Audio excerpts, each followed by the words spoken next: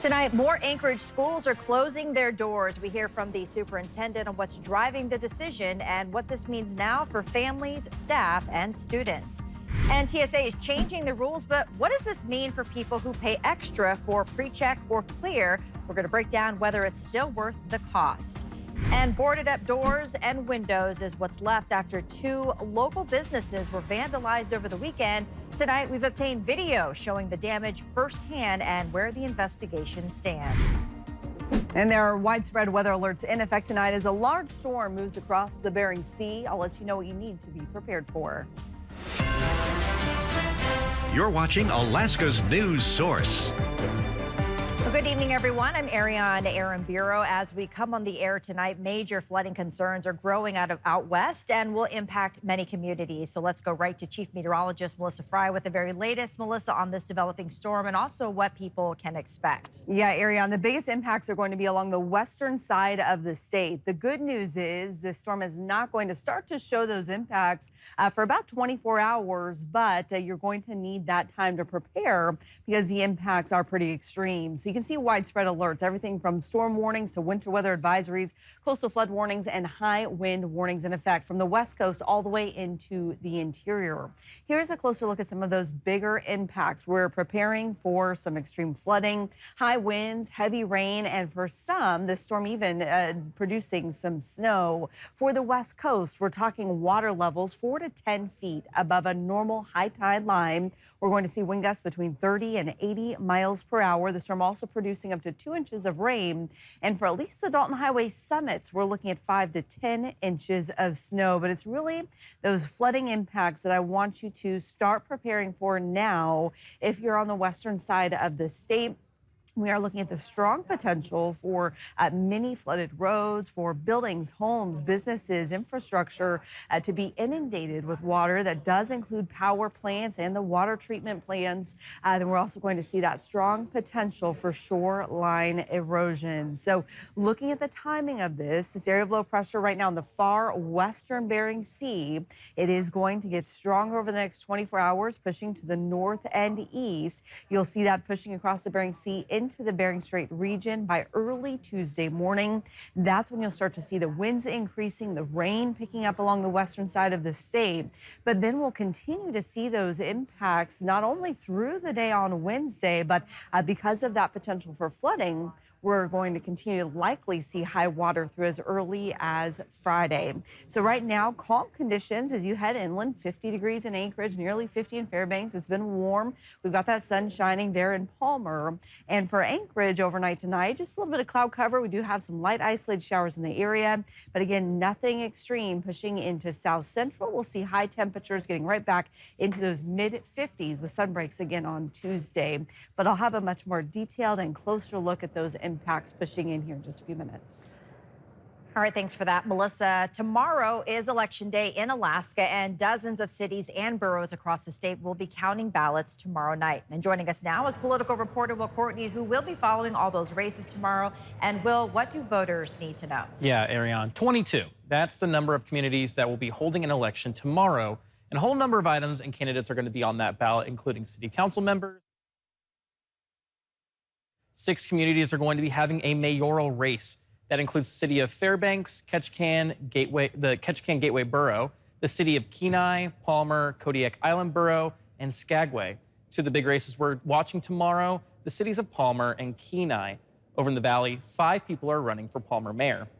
4 of them are already on the city council. That includes John Alcantara, Jim Cooper, Victoria Hudson, Joshua Tudor, and the one not on the council, Cache Garrett. And in Kenai, 2 are running for the 3-year mayoral position. That's former Vice Mayor Henry Nackstedt and current City Councilor Alexander Dothit. And Will, you had mentioned ballot propositions. So what are those happening, and also what do they say? Yeah, well, there's actually a ton of them. And a number of the ballot propositions, it's going to range from community to community. The big trend I saw in a lot of them is attempts to alter, exempt, or impose taxes. There are ballot propositions in the Haines Borough, Kenai Peninsula Borough, Ketchikan Gateway Borough, Juneau, Sitka, and Skagway. For a full list of those breakdowns on the initiatives and who's going to be on your ballot, you can make sure to visit our website and mobile app for everything you need to know. And you can tune in tomorrow as well, where I'll be at the digital election desk breaking down the races and the results. Ariane? All right, thanks, Will. And in the Fairbanks North Star Borough, voters there, they still have some options to cast a ballot before Election Day tomorrow. Absentee in-person stations are open today at Bentley Mall, as well as the Fairbanks and North Pole City Halls.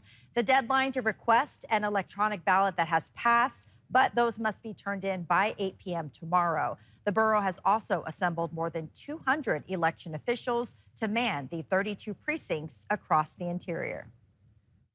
We have someone who's working the register table, someone who is issuing out the ballots, someone who's also working the table for the question ballot table or special needs table in case someone isn't on the register. They can still vote at that precinct and vote a question ballot. And we also have what we call the ballot box worker is there to assist the voters if necessary. Now, some results will also see a hand-counted audit this year after a decision made by the Borough Assembly earlier in the year.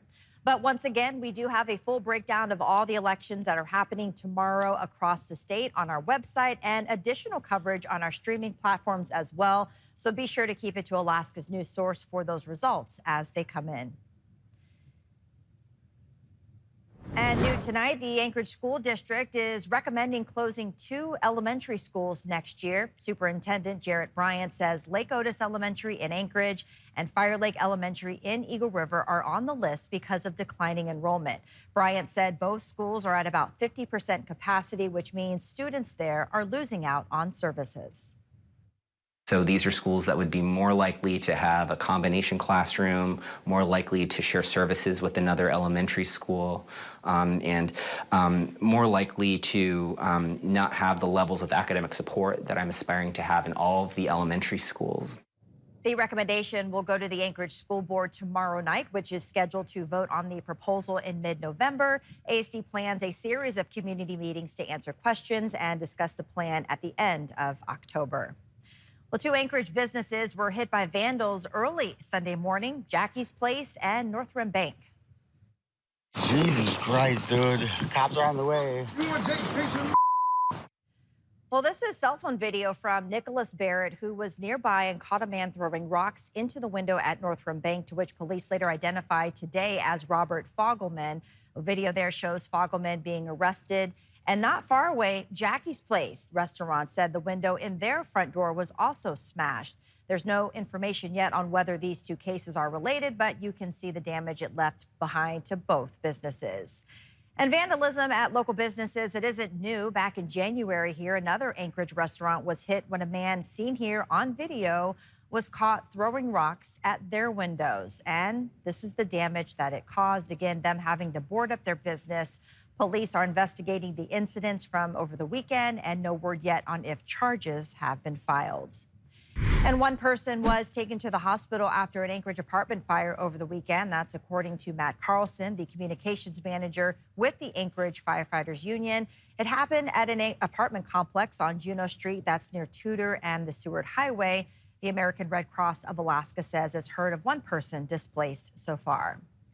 Coming up, Alaskans do their fair share of traveling, and TSA is changing rules, allowing more people to keep their shoes on. But is paying for pre-check or clear still worth it?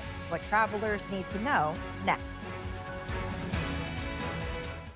When your water or sewer line breaks, it's expensive, and finding a contractor can be hard. You could pay thousands and end up with him. With a plan from HomeServe, we send the contractor with no big bill. Easy. Plans from HomeServe start at just $4.99 a month. Empty roll? But I just changed this. We need something bigger. Like Charmin Mega Double XL. You can go up to 1 week before changing the roll. Charmin Mega Double XL lasts so much longer. Enjoy the go with Charmin, guaranteed to fit. Come on down to Hank's Car World, where we got the best prices in town. Over to Gina's Car Corral. Welcome. Why is Gina my laptop? Huh? What's going on there? I present Amazon ads. Come on down. Randy, you are a genius. Drive into the future at Hank's Car World. Can I get that, Come on down to Hank's now. Well done. Oh, bro. Gain the edge with Amazon ads. Hey, Jalen. Thurston A. Sip here. What's harder, picking plays or picking outfits? More ice in your veins or ice in your chains? Next question. If you gotta be twice as good, can you throw twice as far? Do you regret ordering the Branzino? Who is this? Jay Hertz, how many of these little hats do you own? Do you benefit from pretty privilege? Jalen, hey! Wait, you've always got a Sprite. Is that the key to your success? Nah, but it tastes good. If you want to let your game do the talking, say less. If you want a refreshing drink, Sprite. Obey your thirst.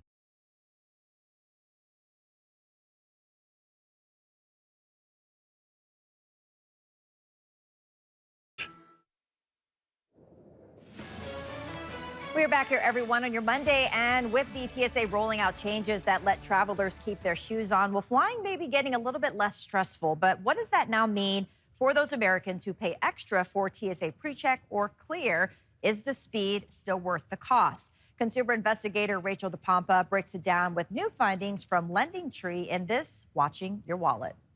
LendingTree surveyed travelers and found 1 out of every 4 people pay for TSA PreCheck or Clear, and 89% who use it say it's worth it. Matt Schultz with LendingTree also told us the survey found a lot of people get a little frustrated if they're traveling with people who don't use it. Schultz says no longer having to remove your shoes in the regular security line does take away a perk from PreCheck, but there are still other notable values to the service. It still does help you with other things, like you don't have to take your laptop or liquids out of the bag when you go through TSA PreCheck. You might be able to leave that light jacket on, that sort of thing.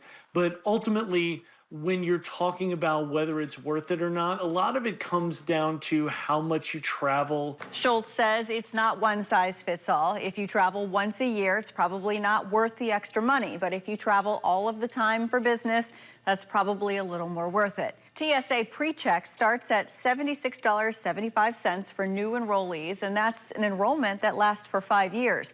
Global Entry, Nexus, and Sentry cost $120 each for 5 years, and Clear is $199 per year. And remember, Schultz says there are some credit cards that offer a credit for the cost of signing up for TSA PreCheck. So before you completely dismiss an expedited screening service like this, check with your credit card company too. With this Watching Your Wallet, I'm Rachel DePompa.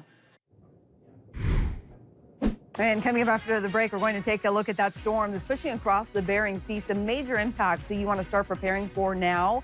We are seeing much calmer conditions further inland. Anchorage, we're going to see a pretty sunset tonight and the next couple of days. Sun setting at 7:16 tonight, and we'll see you right after the break.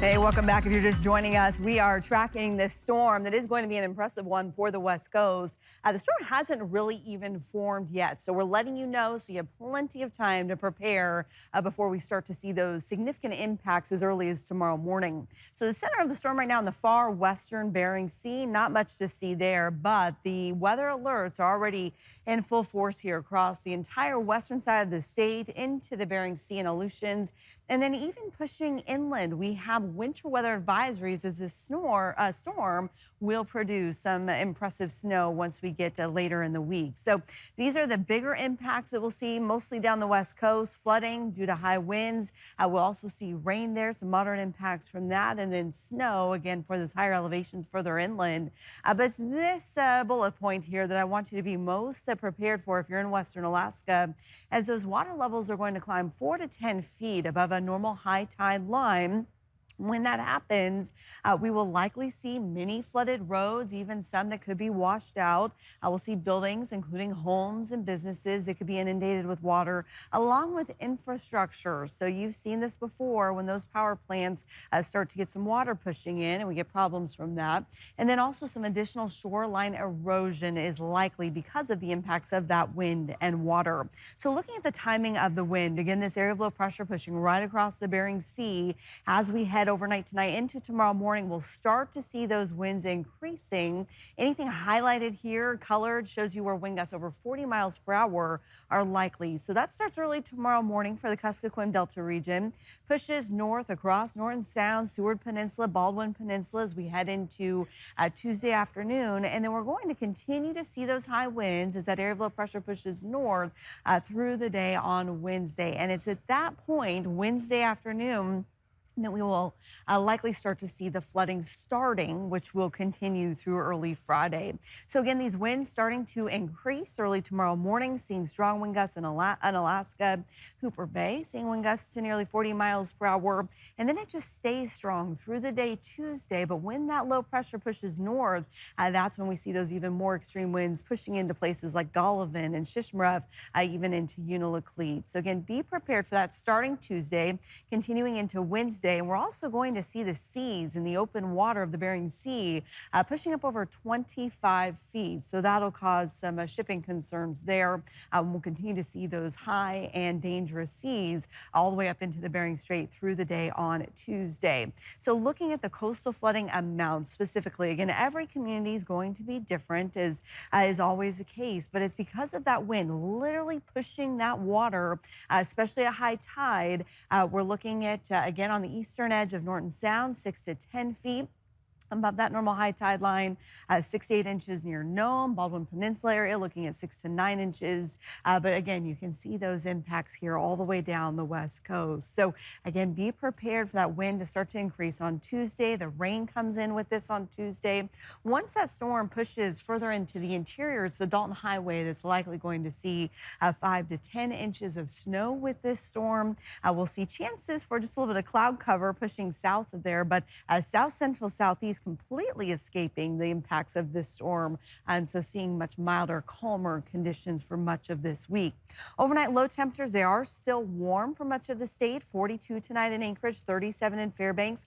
Warm down the West Coast as well, only dropping to 44 tonight in Bethel and 42 in Juneau. And then looking ahead to tomorrow, we will see some nice sun breaks, especially in the second half of the day in Anchorage and across South Central. High temperatures back into the mid-50s, more than 5 degrees above normal for this time of year, holding in the mid to upper 40s with partly sunny skies here through the interior. We will see just some lingering showers early in the day for the southern regions here of southeast. Otherwise, high temperatures for you back into the low to mid 40s, into the low 50s in the afternoon.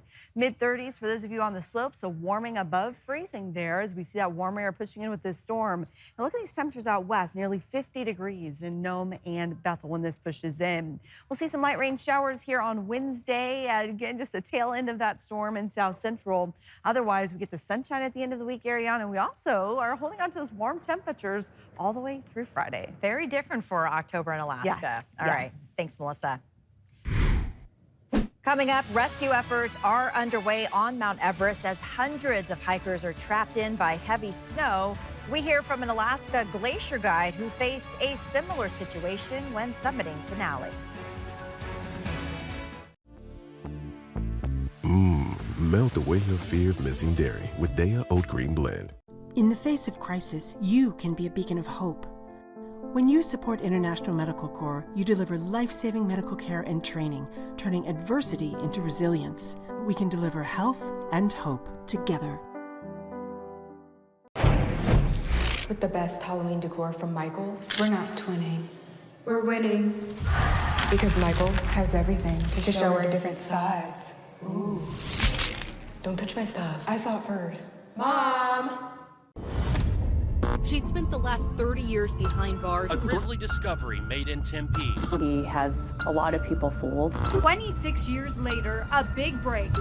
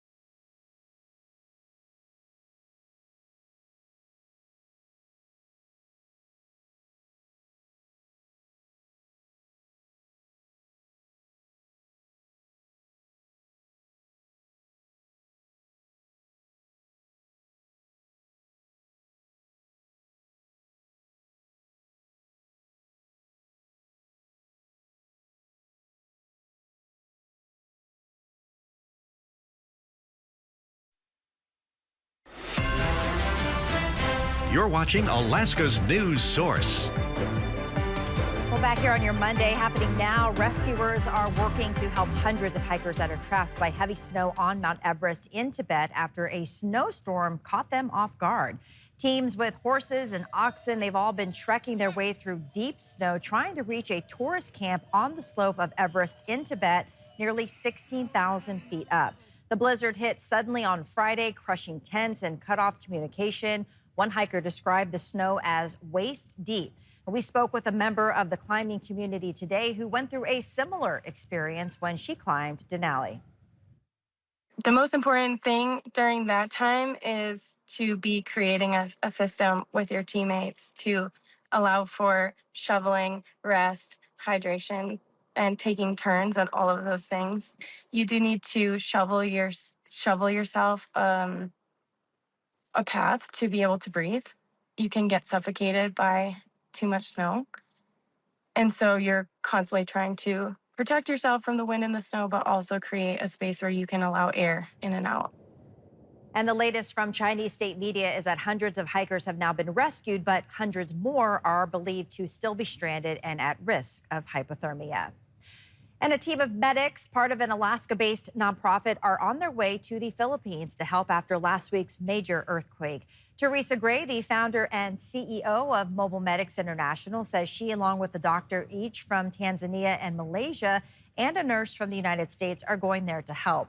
This is video of the area not long after that 6.9 magnitude quake hit last week, collapsing homes and buildings. About 70 people have died so far. More than 200 others were injured. Gray says this is her 52nd mission with the organization. And the interesting thing is that it doesn't matter what country you're in, it doesn't matter what religion the people are, it doesn't matter what language they speak, it's always the same. It's a huge disruption to their lives. Most of them have lost everything. Gray says this trip is a bit personal. She and Mobile Medics International have been to the area multiple times, and she considers the people she met there friends. Once the team arrives, they will then determine if more team members are needed. And stay with us. When we come back, we are tracking that major storm for western Alaska, but not everyone will see that storm. See the sunny days for Anchorage coming up. Your 7-day forecast is next. We'll be right back.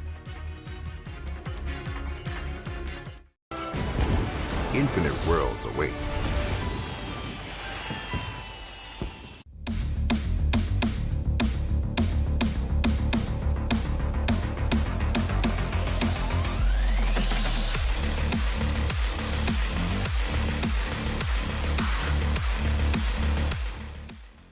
face of crisis, you can be a beacon of hope. When you support International Medical Corps, you deliver life-saving medical care and training, turning adversity into resilience. We can deliver health and hope together.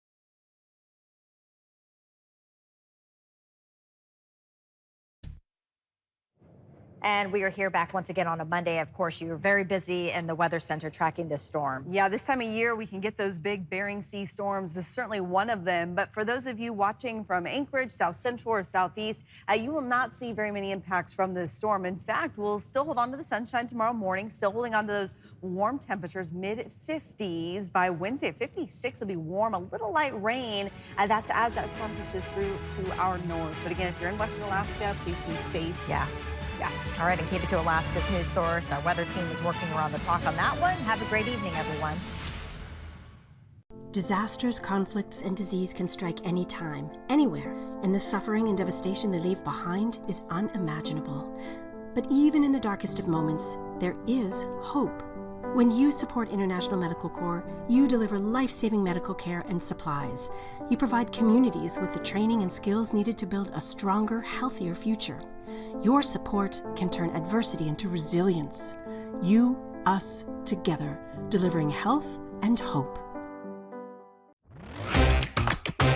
My best cat called this guy. I was wearing overalls, and he goes, "Osh gosh, but oh my gosh." Put your mouth like this, and you smoke it, and the blue smoke comes out of it, you see?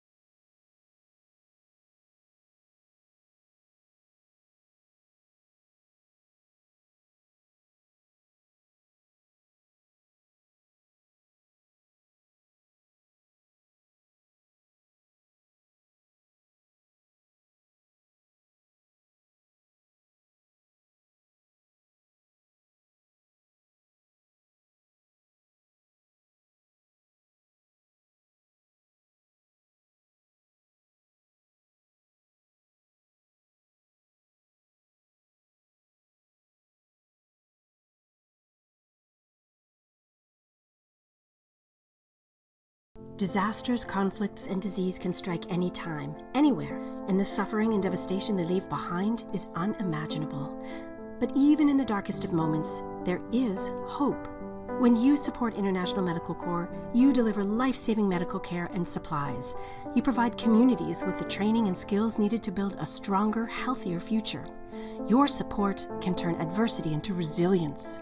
You, us, together, delivering health and hope. My best cat called this guy, I was wearing overalls, and he goes, "Osh kosh, but oh my gosh." Put your mouth like this, and you smoke it, and the blue smoke comes out of it, you see?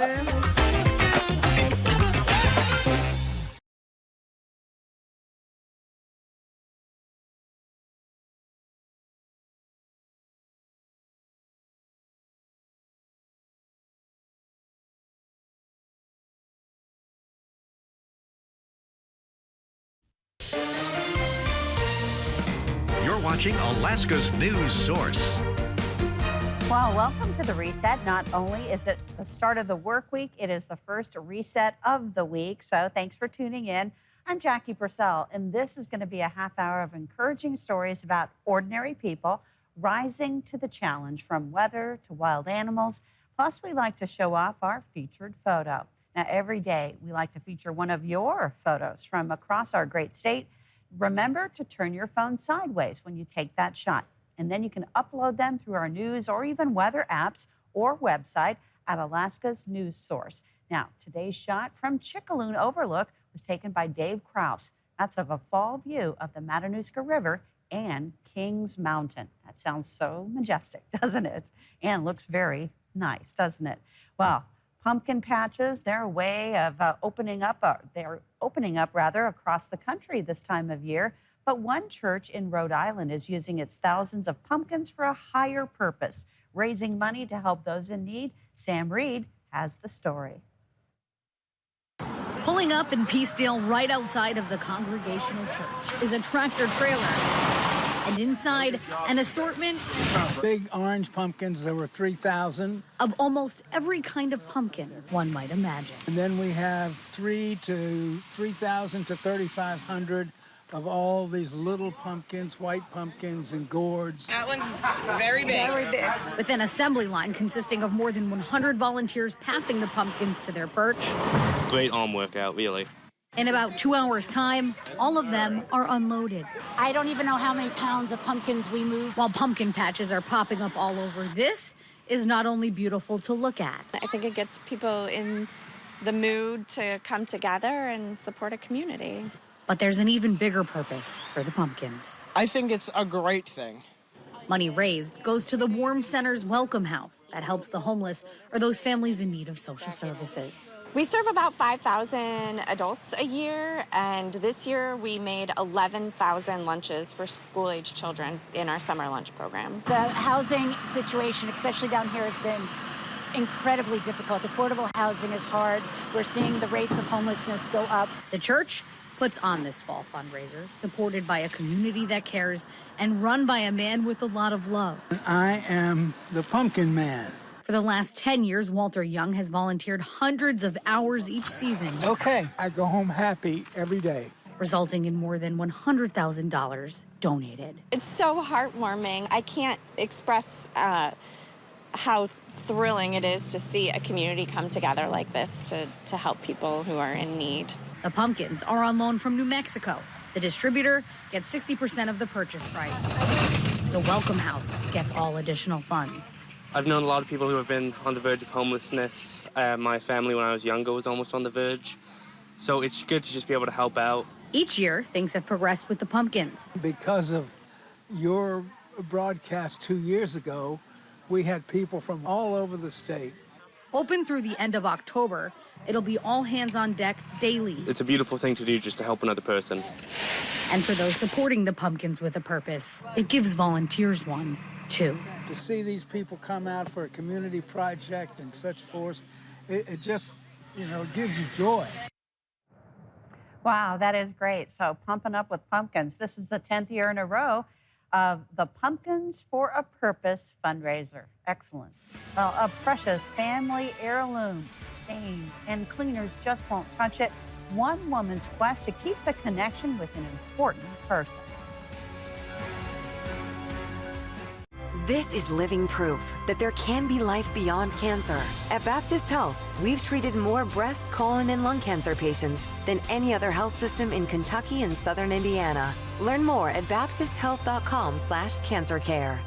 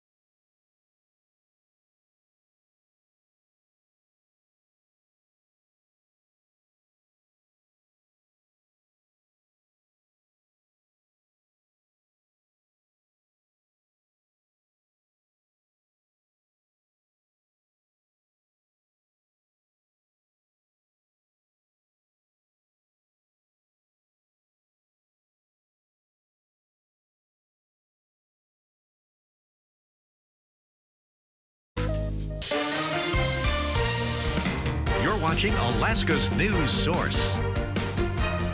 Well, grief is unpredictable. Losing a loved one is so hard. Jennifer Emmert introduces us to a North Carolina family who is in the midst of a healing journey thanks to a bridal shop. And you never know what's going to bring it up, what song or smell or whatever. It just happens.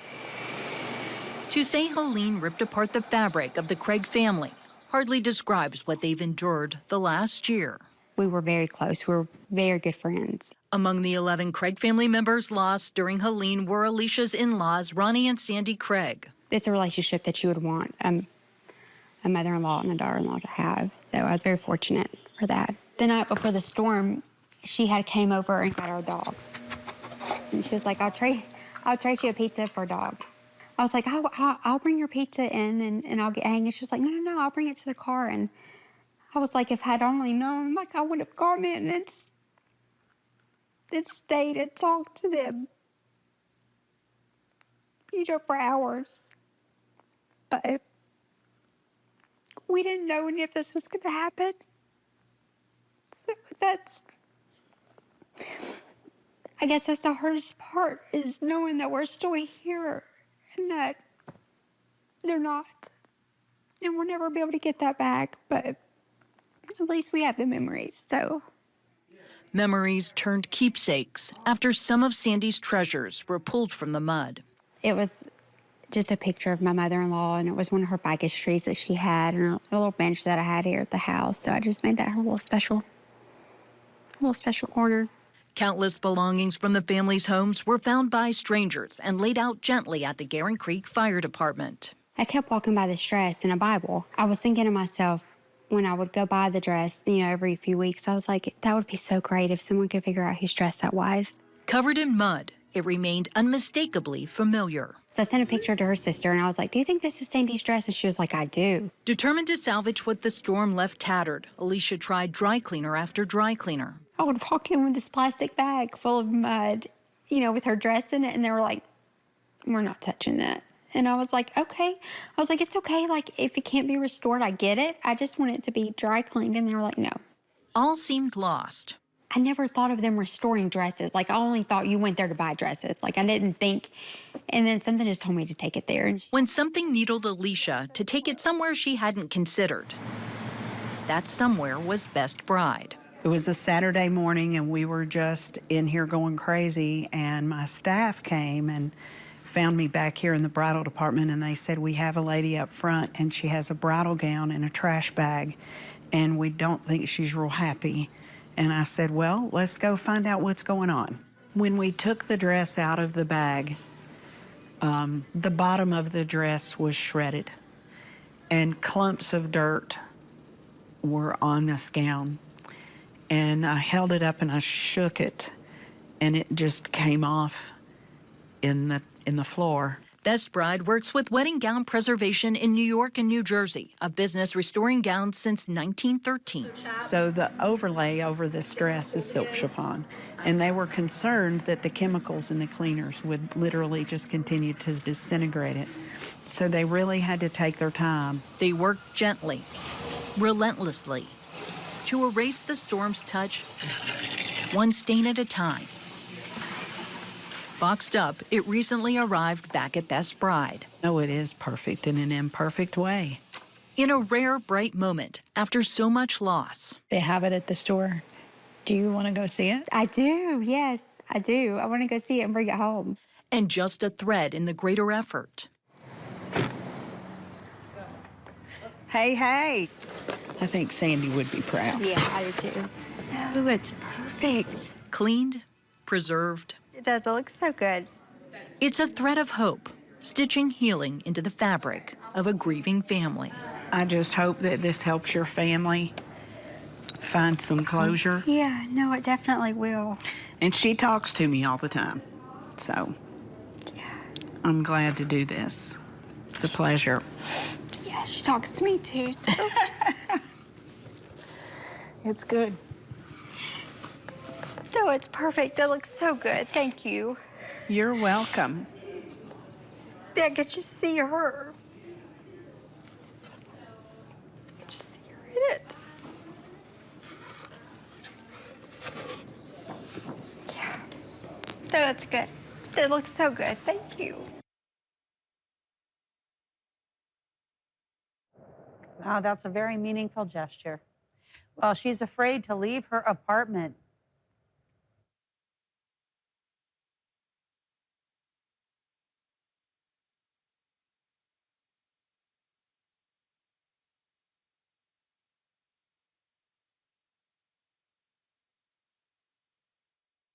So magical, merriest dreams come true. Nature's Bounty. Your body uses magnesium in over 300 reactions. Nature's Bounty supplements your whole body health with high absorption magnesium. Nature's Bounty, it's in your nature.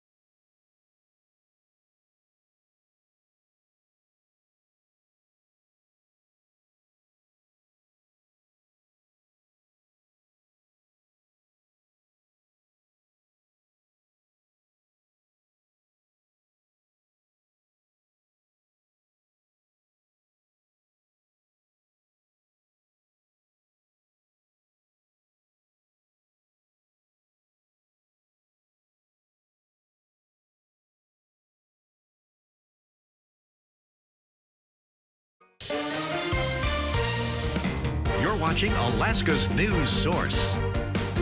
Well, in Alaska, we have moose and bears that we occasionally have to deal with. But in Texas, they have wild pigs. And as David Goins reports, they're taking over an apartment complex. At an otherwise quiet Capel complex, I love living here, but it's like Wild Kingdom. Kyle Young noticed something on her Friday night. And I'm like, wait a minute, that's not a dog. But it is a hog. This is unbelievable. Plural pigs, actually. Young took this video up to 9 feral hogs rummaging around in a grassy area. This is kind of where the pigs have been running crazy here. This is Party Central. And she says for each of the last 6 nights since, leaving a muddy, sloppy mess. It's not the first time either. Young spotted hogs around her complex just south of Beltline Road earlier this year. Because there's a bunch of little babies, I'm even more scared because you know how protective mothers are. So I heard something behind me. I think they're nocturnal, but I don't know that for sure. Generally, they are, but a couple minutes after our interview, sure enough, it was easy to spot the hogs in the middle of the day moving about the apartment property. Management did tell us they're working with a private wildlife company to set traps. All the wooded areas across North Texas, we've seen hogs, you know. Randall Kennedy with DFW Wildlife Control says while more common in outlying counties, any wooded area close to homes, feral hog spottings are possible. But this group, likely a mother and her wild piglets, clearly hungry, Kennedy says need intervention soon for everyone's safety. They can be extremely dangerous. The fact that those hogs are getting comfortable enough to get that close to people, they don't feel threatened at all. This is where they, for whatever reason, they love this particular area. Young hopes the trapping works. She'd like the area back for she and her neighbors and pets. I don't necessarily want them harmed, but they got to get out of here because I have something to do tonight, and I'm scared to come out. I see your point. Yeah, exactly. You don't want to mess with a feral pig. Well, an Illinois man has been reunited with his dog that had been missing for a decade, all thanks to a microchip. Regina Waldrop has the heartwarming story. So what's that? Christmas. I'm still on a cloud. This is unbelievable. Already here for Ed Lighthall. I would tell people how much I loved him, how much I missed him, and how much it'd mean to me if he ever came back. Pete is Poodle Mix, who was likely stolen, he says, 10 years ago, is back home. He's a lot older than when I last saw him, so I'm adjusting to that part. You know, his energy level, all those things, but he's happy, he's healthy,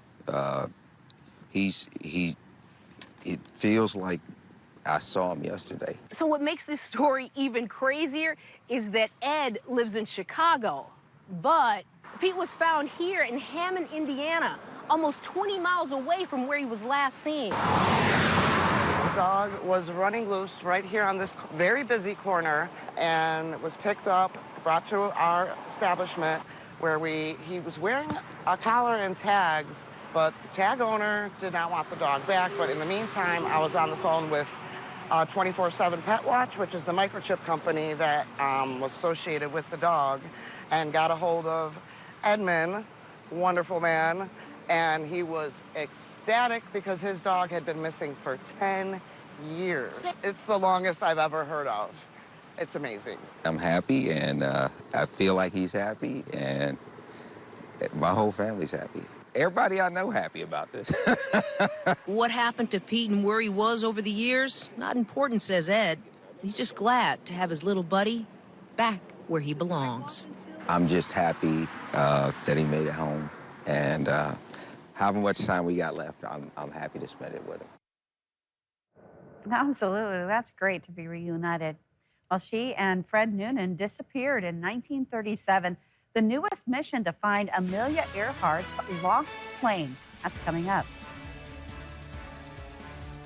Daya Oat Cream Blend cured my fear of missing dairy. Thanks, Daya.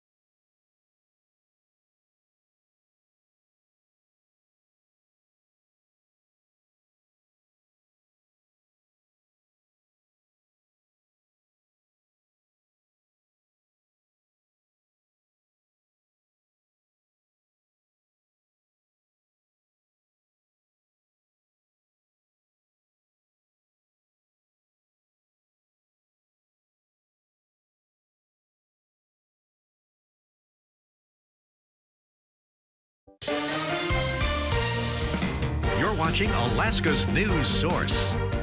Well, songs have been written about her, movies made, and a mystery surrounding her disappearance. And still, nearly 90 years later, we are still fascinated with Amelia Earhart.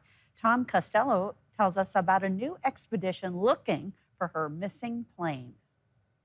At the Seattle Museum of Flight, a tribute to Amelia Earhart and an exact replica of her Lockheed Electra plane.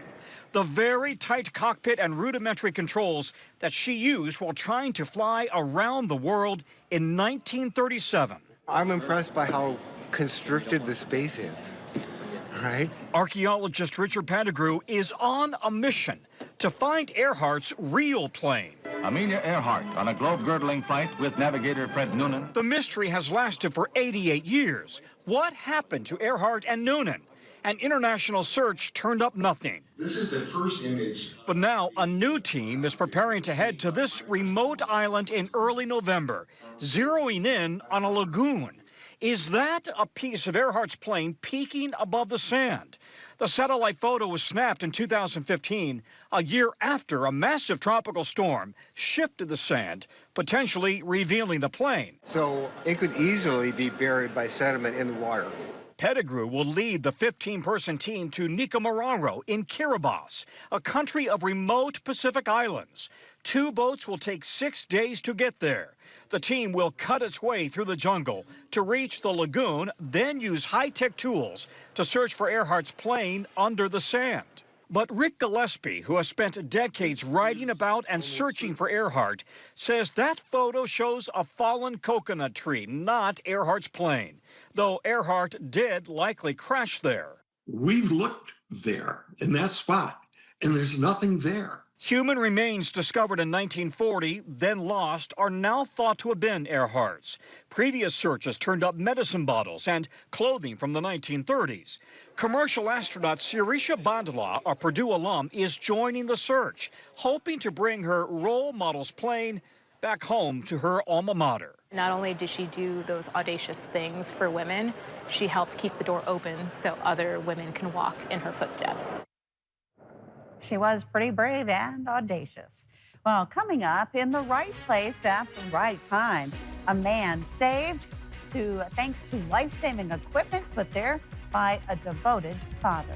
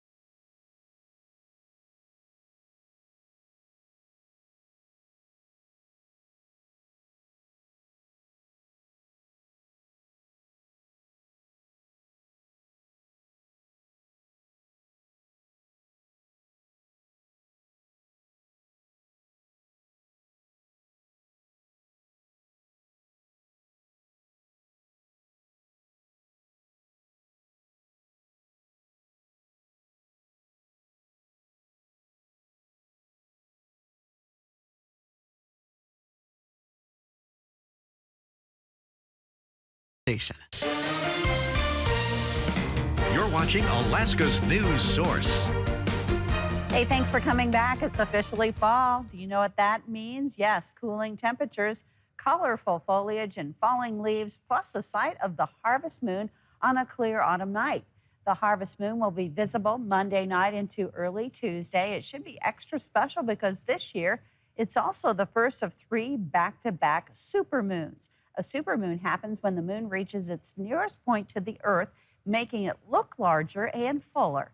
October's full moon is called the harvest moon because it is the moon closest to the first day of fall. Historically, its bright light helped farmers finish their harvests for the year. Nice. Well, time to carb load. It's National Noodle Day. I had some for lunch. You can mark the day by trying to make your own noodles or make things easy on yourself and go out to eat 4 noodles. Even easier, make up some magic packaged mac and cheese or ramen noodles at home. Some fun facts: noodles were invented in China around 4,000 years ago, and instant ramen noodles were invented in Japan in 1958. And who knew that it would just be college staple food? Well, he knew what to do in an emergency. He's a firefighter, but this next story is about multiple heroes and a father's love. John Lauritsen reports on how actions his actions after a tragedy saved a life. It's the best job in the world. Lucas Knoll is a fifth-generation firefighter and paramedic. He wasn't working last Thursday night when he walked into Dugarel's Bar and Grill, but his life-saving instincts kicked in just the same. Heard some people screaming, and then I saw them laying him down. A customer had collapsed and gone into cardiac arrest. Knowing every second counts, Lucas ran to him, began CPR, and then asked the server to grab the AED, which advised a shock. Press pad firmly. I started CPR after that shock, and he started to come around, so I knew I had a pulse back. The man survived and was taken to the hospital where he had 2 stents put in his heart.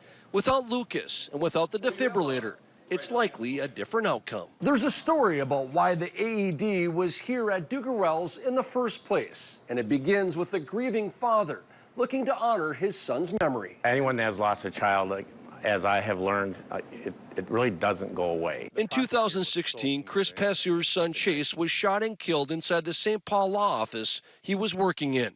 To cope with the tragic loss, Chris created a foundation in Chase's name. As part of it, Chris got the idea to place AEDs in businesses across Hastings, with help from the fire department. One of the first to get one was Dugarel's, because it takes a little longer for paramedics to get there. So for the individual that needed it, I was really glad it was here. Call for help. Timing is everything, but Lucas walking in the door. The man who survived happens to be a friend of Fire Marshal Al Storley. He was very thankful for Lucas, wants to meet Lucas, and once he starts getting back on his feet, he's going to come into the station and meet Lucas and thank him for what he did. In many ways, it's a full circle moment. A young life taken far too soon, and another one saved because of his memory. He's now able to keep going and live his life with his family, and it's a great feeling. Yeah, some of the greatest things come from tragedy, don't they? Well, come fly with me in my beautiful balloon. The skies over New Mexico were very colorful over the weekend. It was the 53rd Albuquerque International Balloon Fiesta this weekend. It started back in 1972 with just 13 balloons, but soon grew. The first recorded balloon flight carrying a person happened back in 1738. Wow, I remember when we used to have balloons all across the Anchorage area, and especially at that Fur-Rondy time. Well, we're going to leave you this evening with our photo of the day from Dave Krause, showing the Matanuska River and Kings Mountain. It's a gorgeous fall view from the Chickaloon Overlook. I hope you have a nice evening across Alaska.